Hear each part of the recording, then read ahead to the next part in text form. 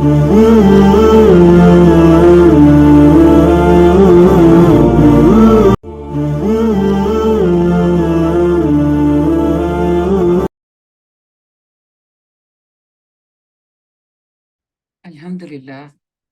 الحمدللہ رب العالمین الصلاۃ والسلام علی محمد الامین اعوذ باللہ من الشیطان الرجیم بسم اللہ الرحمن الرحیم ربی اشرح لی صدری ویسر لی امری واحلل عقدۃ من لسانی یفقہوا قولی سبحان اللہ وبحمدہ سبحان اللہ العظیم۔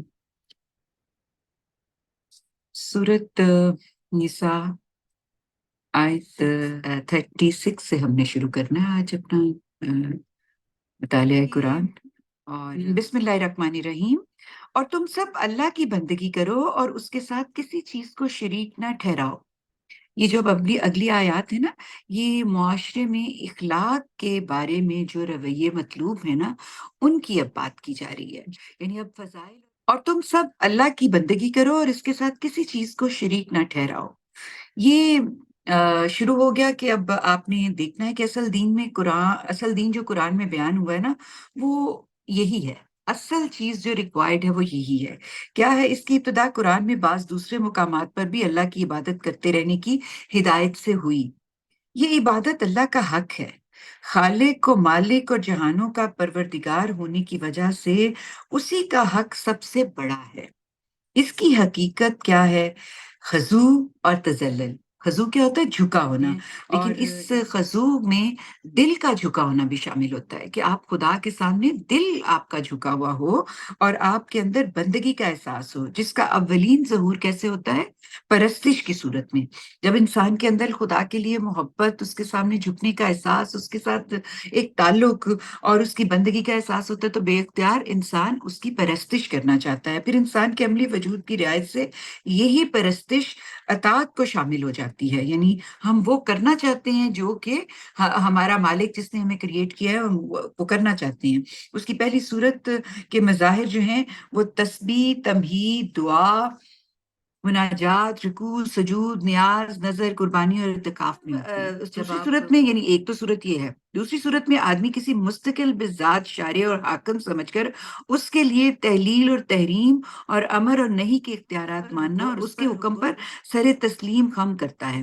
کہا کہ اللہ پروردگار کا عالم کا فیصلہ ہے کہ ان میں سے کوئی چیز بھی اس کے سوا اور اس کے لیے نہیں ہو سکتی۔ ہم نے صرف اس کی عبادت کرنی ہے۔ یہ تنہا خدا کا حق ہے۔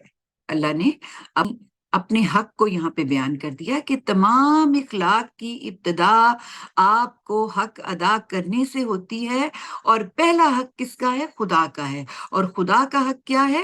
کہ اس کے ساتھ کسی کو شریک نہ ٹھہرایا جائے۔ تو اس سے اللہ تعالیٰ نے کہا کہ ان میں کسی دوسرے کو شریک نہ کیا جائے۔ اگر کیا جائے گا تو پھر یہ باطل ہو جائے گی۔ پھر اپنی بندگی اور شرک سے روکنے کے بعد اللہ تعالیٰ نے جو دوسری چیز بیان کی، کہا والدین کے ساتھ اچھا برتاؤ کرو۔ پھر اللہ تعالیٰ نے کہا کہ اس میں شبہ نہیں کہ انسانوں میں سب سے مقدم حق والدین کا ہے، چنانچہ اللہ کی عبادت کے بعد سب سے پہلے اسی کو ادا کرنے کا حکم دیا ہے۔ اس کی وجہ یہ ہے کہ انسان کے والدین ہی اس کے وجود میں آنے اور پرورش پانے کا ذریعہ بنتے ہیں۔ اور لقمان اور احقاف میں یہ حکم جس طرح بیان ہوا ہے، اس سے معلوم ہوتا ہے کہ ان میں بھی ماں کا حق زیادہ ہے۔ بچے کی پرورش کے معاملے میں باپ کی شفقت بھی کم نہیں ہوتی، لیکن حمل، ولادت، رضاعت کے مختلف مراحل میں جو مشقت بچے کی ماں اٹھاتی ہے، اس میں یقیناً اس کا کوئی شریک و صحیح نہیں ہے۔ نبی پاک صلی اللہ علیہ وسلم نے بھی اسی بنا پر ماں کا حق باپ کے مقابلے میں 3 درجے قرار دیا۔ پھر اس کے بعد اگلی بات کیا کی اللہ تعالیٰ نے؟ کہ قرابت مندوں کو یہ قرابت مند کون ہے؟ والدین کے تعلق سے جو تعلق ہماری زندگی میں جنم لیتے ہیں وہ سب ہمارے قرابت مند ہیں۔ یعنی والدین خدا کے بعد پھر ان کے قرابت دار جو ان کے وجہ سے ہماری زندگی میں جن کے ساتھ تعلق بنے ہیں وہ بہت اہم ہوتے ہیں۔ ان میں ہمارا پہلا حق جو ہے وہ اعزا اقربا کا ہے۔ یہی وہ لوگ ہیں جن سے حسن سلوک کو صلہ رحمی کہا ہے۔ یعنی ان انسانوں کے مابین جو ہاتھ ہوتی ہیں ایک دوسرے کے ساتھ تعلق کی، محبت کی، ان میں بہت ساری وجوہات ہوتی ہیں۔ اس میں ہم عمری بھی ہو سکتی ہے، اس میں ہم اکٹھے پڑھتے ہیں وہ بھی ہو سکتی ہے، ہم سائیگی بھی ہو سکتی ہے، آپ کے اکٹھا رہنا یا ملنا ملانا کسی کے ساتھ آپ کا ٹیسٹ ملتا ہے، مذاق ملتا ہے، ہم پیشہ ہوتے ہیں کہیں کسی جگہ آپ اکٹھے، there are so many commonalities جو آپ کو کلوز کر دیتی ہیں۔ لیکن جو اللہ نے آپ کی کامنالٹیز کلوز کر کے جوڑی ہوئی ہیں، ان میں سے جو قرابت مند، جو صلہ رحمی کے حقدار ہیں، جو ایک رحم سے پیدا ہوئے ہیں اور ان کے ذریعے سے جو رشتے جنم لیے ہیں، ان کو اللہ تعالیٰ نے امپورٹنس دی ہے۔ اور اللہ تعالیٰ نے کہا ہے کہ میرا حق، پھر والدین کا حق، اور پھر قرابت داروں کا حق، جو اس کے ذریعے آپ کی زندگی میں آئے ہیں، ان کا حق۔ پھر اس کے بعد پڑوسی رشتے داروں، سب سے پہلے یعنی رشتے داروں کا حق، اور پھر اس کے بعد کہا پڑوسی داروں کا، اجنبی ہمسایوں کا، اور ہم نشینوں کا۔ یہ بھی بڑا کمال ہے کہ اعزا اقربا کے بعد یتامہ اور مساکین کو اس حکم میں شامل کیا گیا۔ اس سے اشارہ نکلتا ہے گویا یہ بھی قرابت مندوں ہی کے زمرے میں ہے، لہٰذا ہر مسلمان کو اسی نگاہ سے دیکھنا چاہیے اور اسی جذبے سے ان کی خدمت کرنی چاہیے۔ اس کے بعد پڑوسی رشتے داروں، اجنبی ہمسایوں اور ہم نشینوں، یہ بھی ہے کہ پڑوسی کے بارے میں قرآن کا تصور جو ہے وہ مذہب اور اخلاق کی تاریخ میں ایک بالکل منفرد تصور ہے۔ عام طور پر لوگ یہی سمجھتے ہیں کہ پڑوسی وہ ہے جس کا مکان آپ کے ساتھ ملا ہو یا اس کے قریب ہو، لیکن اس آیت میں اللہ تعالیٰ نے بڑے ہی خوبصورت انداز میں پڑوسیوں کی 3 کیٹیگریز بتائی ہیں۔ 3 طرح کے لوگ ہمارے پڑوسی ہوتے ہیں۔ ایک وہ پڑوسی ہے جو قرابت مند ہے، یعنی اس کو اللہ تعالیٰ نے کہا ہے کہ یہ سب سے قریب ہے اور حسن سلوک کا سب سے زیادہ مستحق ہے۔ وہ پڑوسی جو آپ کا رشتہ دار بھی ہے۔ اس کے بعد دوسرا کہا وہ قرابت مند تو نہیں ہے لیکن پڑوسی ہے۔ اور تیسرا پڑوسی اس میں یہ ہے جو کسی سفر میں آپ نکلے، آپ کے ساتھ ہو گیا، کہیں آپ ہوٹل میں جا کے ٹھہرے، وہیں آپ کے پاس ہو گیا، کوئی آپ کہیں سیر ویر کو نکلتے ہیں، کوئی آپ کے ساتھ ہو لیا، یعنی جو تھوڑی دیر کے لیے آپ کے ساتھ بھی ہے نا، تو وہ بھی، اس کا بھی آپ کے ساتھ حق ہے کہ آپ اس کے ساتھ بہترین طریقے سے ڈیل کریں۔ اسی طرح مسافروں اور لونڈیوں، غلاموں کے ساتھ جو تمہارے قبضے میں ہوں۔ اچھا، اس کے بعد اللہ ان لوگوں کو پسند نہیں کرتا جو اتراتے اور اپنی بڑائی پر فخر کرتے ہیں۔ مطلب یہ ہے کہ جو لوگ اللہ تعالیٰ کی دی ہوئی نعمتوں کو خود اپنی قابلیت اور اپنے تدبر اور حکمت کا کرشمہ سمجھنے لگتے ہیں، ان کے اندر تواضع اور شکر گزاری کے جذبے کی بجائے اترانے اور اپنی بڑائی پر فخر کرنے کی ذہنیت پیدا ہو جاتی ہے۔ تو پھر فرمایا جو خود بھی بخل کرتے ہیں اور دوسروں کو بھی اسی کا مشورہ دیتے ہیں اور اللہ نے اپنے فضل سے جو کچھ انہیں دیا اسے چھپاتے ہیں۔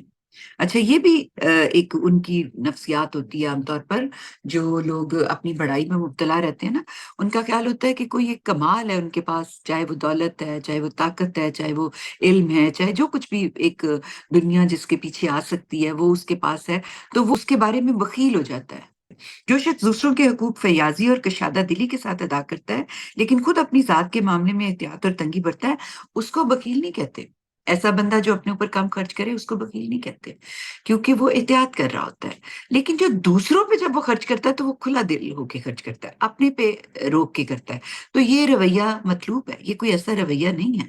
لیکن جو دوسروں کے لیے تنگی کرے اور اپنے اوپر چھپ چھپا کے خوب سے خوب اسپینڈ کرنے کے لیے تیار ہو جائے، یا اپنے اوپر بھی بخالت کرے، بخیل تو پھر ایسا بخیل ہوتا ہے، یہ ایک بیماری ہے نا، یہ لگ جاتی ہے تو پھر یہ بڑھتی چلی جاتی ہے، پھر وہ اپنے اوپر بھی اس کے امپیکٹس ہوتے ہیں۔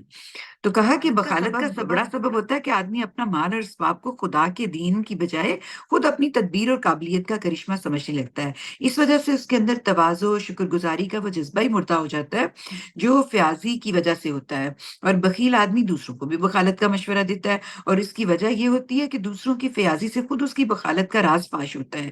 اپنی اس عیب پر پردہ ڈالنے کے لیے اس کی کوشش یہ ہوتی ہے کہ جس طرح وہ دوسروں کے حقوق دبائے بیٹھے، اس طرح دوسرے بھی بیٹھے رہیں گے، نہ کوئی ناک والا ہوگا، نہ اس کو نکو بننا پڑے گا۔ قاعدہ یہ ہے کہ جو آدمی بزدل ہوتا ہے وہ دوسروں کو بھی بزدلی کا درس دیتا ہے تاکہ خود اس کی بزدلی کا بھانڈا نہ پھوڑے۔ اور دوسری یہ کہ اللہ کے اس فضل کو چھپاتے ہیں جو اللہ نے ان کو دے رکھا ہے۔ بخیل مالداروں کی ایک نہایت مخفی نفسیات ہے جس کی طرف یہاں اللہ تعالیٰ نے اشارہ کیا ہے کہ ہر شخص پہ وہ نا اپنی دھونس رکھنا چاہتا ہے کہ بھئی میرے پاس بڑا مال ہے، میں بڑا طاقتور ہوں۔ تو ہر ملنے جلنے والے اور طالب سائل کے سامنے پھر وہ اپنے اس طرح کی باتیں کرتا ہے کہ میں تو اتنی میں اخراجات خرچ کرتا ہوں، لوگوں کے اوپر دیتا ہوں، میرے پاس تو ہے ہی نہیں، میں تو اب خرچ ہی نہیں کر سکتا۔ یہ بھی ایک منفی رویہ ہوتا ہے لوگوں کے اندر کہ بھئی ہم بڑے سخی، ہم نے دے دیا، ہم بہت دے رہے ہیں، ہم تو دیتے ہی چلے جا رہے ہیں۔ یہ رویے ہیں جن کو اللہ تعالیٰ نے ان میں ایڈریس کیا ہے۔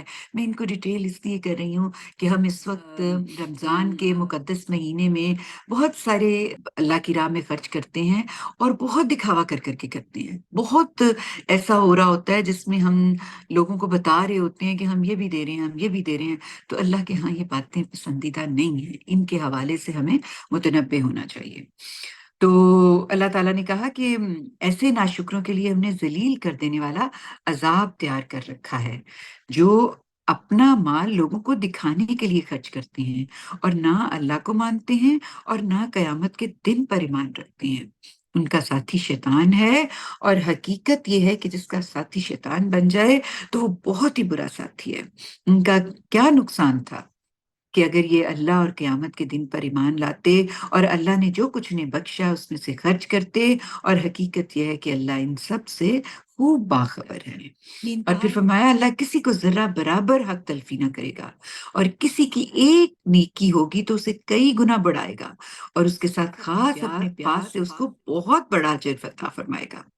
اب اللہ تعالیٰ بتا رہے ہیں کہ اس دن یہ کیا کریں گے جب ہم ہر امت میں سے ایک گواہ لائیں گے اور ان لوگوں پر اے پیغمبر تمہیں گواہ بنا کر کھڑا کر دیں گے۔ اس دن وہ لوگ جو اتمام حجت کے باوجود منکر ہوئے اور جنہوں نے رسول کی نافرمانی کی ہے تمنا کریں گے کہ کاش زمین ان پر ان کی سمیت برابر کر دی جائے، اور وہاں وہ اپنی کوئی بات بھی اللہ سے چھپا نہ سکیں گے۔ اس میں شبہ نہیں کہ نبی پاک صلی اللہ علیہ وسلم کے لیے یہ ایک عظیم شرف کا بیان ہے۔ یہ جو بات کی گئی ہے نا، یہ بہت عظیم شرف ہے، لیکن غور کیجئے تو اس کے ساتھ یہ آپ کے لیے ایک عظیم ذمہ داری کا بیان بھی ہے۔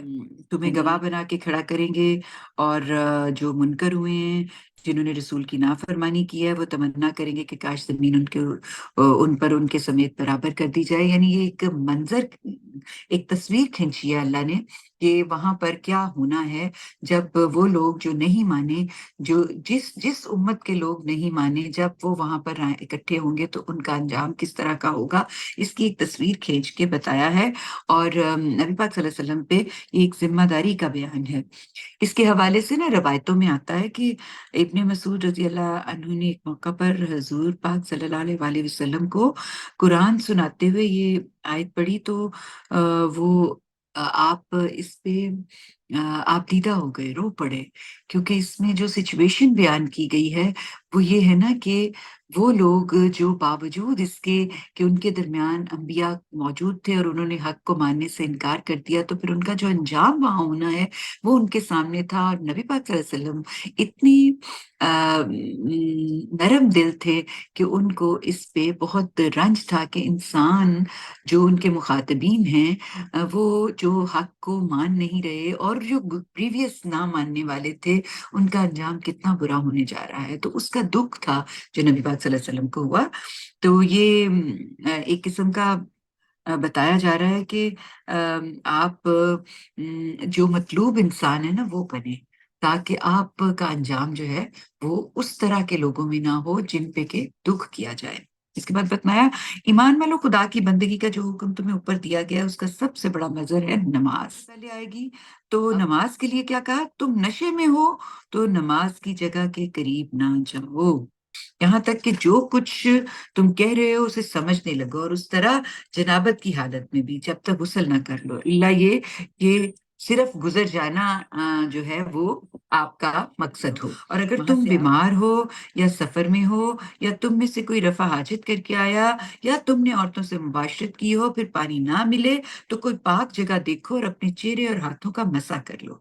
अल्लाह ने तुम्हारे साथ ये रियायत फरमाई है इसलिए कि अल्लाह दरगुज़र करने वाला और बख्शिश फरमाने वाला है। फिर अल्लाह ताला फरमाते हैं, तुमने देखा नहीं उन लोगों को जो खुदा की किताब से बहरयाब हुए, उनके सामने ये उसी परवरदिगार की शरीयत पेश की जाती है, तो उसके मुकाबले में वो गुमराही को तरजीह देते हैं और चाहते हैं कि तुम भी रास्ता गुम कर दो। तुम्हारे इन दुश्मनों से अल्लाह खूब वाकिफ है, तुम इनकी परवाह ना करो और मुतमईन रहो। तुम्हारी हिमायत के लिए और तुम्हारी मदद के लिए अल्लाह काफी है। और फिर कहा कि फिर इनमें से बिलखसूस यहूद का एक गिरोह जुबान को मोड़कर और दीन पर तान करते हुए लफ्जों को उनके मौका और महल से हटा देता है और समीना व आसईना इसम गैर मुसम्मा और राइना कहता है। जरा हालांकि अगर वो समयना व आतईना इसम व उनजरना कहते तो उनके लिए बेहतर होता और वो मौका महल के मुताबिक भी होता। ये जो इनकी शरारतें थी ना यहूद के, जो नबी पाक सल्लल्लाहु अलैहि वसल्लम की तौहीन के इरादे से वो करते थे, ये उनके हवाले से बातें हैं और हम इसको बड़ी दफ़ा पढ़ चुके हैं। ये मजलिसी आदाब में कुछ चीज़ें थी जिनको वो मिसयूज़ करते थे, उनके हवाले से ये बताया है। ये अल्फ़ाज़ असलन तो इज़हार तहसीन या इतराफ़ और कबूल के लिए होते हैं, लेकिन कोई गिरोह शरारत और बदतमीज़ी करना चाहे और ज़रा ज़ुबान को मरोड़ कर तलफ़्फ़ुज़ को बिगाड़ कर या लबो लहजे में ज़रा मसनूई अंदाज़ पैदा करे, तो वो तहसीन जो है, वो तहकीर में बदल जाती है और उसका मज़ाक बन जाता है। तो इस शरारत को रोकने के लिए अल्लाह ताला ने ये एक असूल बताया, तो इसके हवाले से गाइडलाइन की गई है। और फिर फरमाया कि लेकिन उनके मुनकर हो जाने के बायस अल्लाह ने उन पर लानत कर दी, इसलिए वो कम ही ईमान लाएँगे। यानी इनमें से कोई शाज़-नाज़ ही कोई मान ले तो मान ले, एक गिरोह की हैसियत से अब भी वो ईमान लाने का कोई इम्कान ही नहीं, इसलिए कि तमाम हुज्जत के बावजूद जब उन्होंने रसूलों की तकज़ीब का फ़ैसला कर लिया है, तो इसके जुर्म की पादाश में अल्लाह ने उन पर लानत कर दी है, जिसके नतीजे में वो तौफ़ीक की हिदायत से महरूम हो गए। यानी ऐ वो लोगों जिन्हें किताब दी गई, उस चीज़ को मान लो जो हमने उसकी तस्दीक में उतारी और जो खुद तुम्हारे पास मौजूद है। मान लो इससे पहले कि हम चेहरे बिगाड़ दें और उनके पीछे की तरफ से उलटकर बराबर कर दें या उन पर भी जिनके चेहरे हैं उसी तरह की लानत कर दें जिस तरह हमने सबत वालों पर लानत की थी। और याद रखो खुदा की बात होकर रहती है।